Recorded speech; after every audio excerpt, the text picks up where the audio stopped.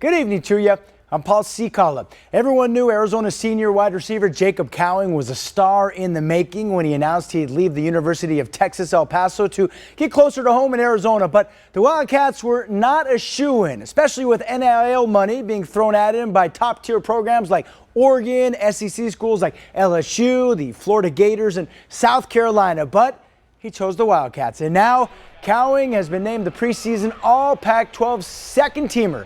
By the end of the year, don't be surprised if Cowing works his way into not only a first-teamer in the Conference of Champions, but also an All-American. Last season, he caught 85 balls for over 1,000 yards, echoing some of the numbers he put up at the University of Texas, El Paso. That is Monica's alma mater. And another preseason All Pac-12 second-teamer is Marana High School alum Jordan Morgan. He could have turned pro, but decided to come back to play another year in front of his home crowd here in southern Arizona. And Morgan finished 21st nationally last season in offensive blocking with a rating of 83.1, and he was 82.0 in pass blocking.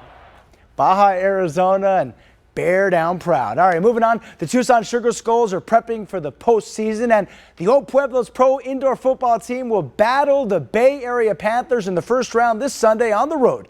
News 4 Tucson's very own Jenna Fink caught up with the team ahead of the big playoff showdown. The Sugar Skulls are no strangers to the postseason. They've made it 3 of their first 4 years, but this squad trying to do something that hasn't been done: win a playoff game. We kind of have vets on both sides that know the game, have been in the game. Defensive lineman Maurice Jackson Jr. is one of those veterans. Now that we have that little vet savviness to us, we can go out there and make it happen this time.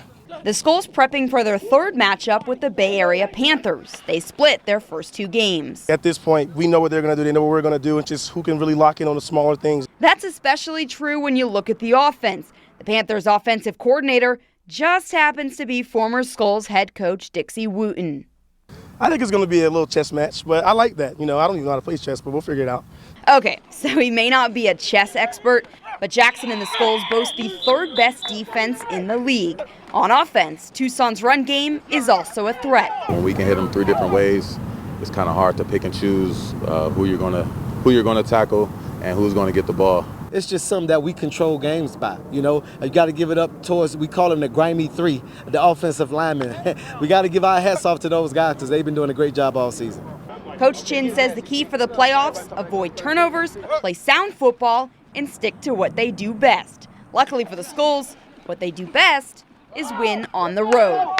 Go in there in a hostile place and be like, we're going to come out and win regardless, whether you like us or not. I think that really drives us a lot of the time. The Skulls kick off against the Panthers on Sunday at 3 o'clock in the Bay. Reporting from Keno Sports Complex, Jenna Fink, News 4 Tucson.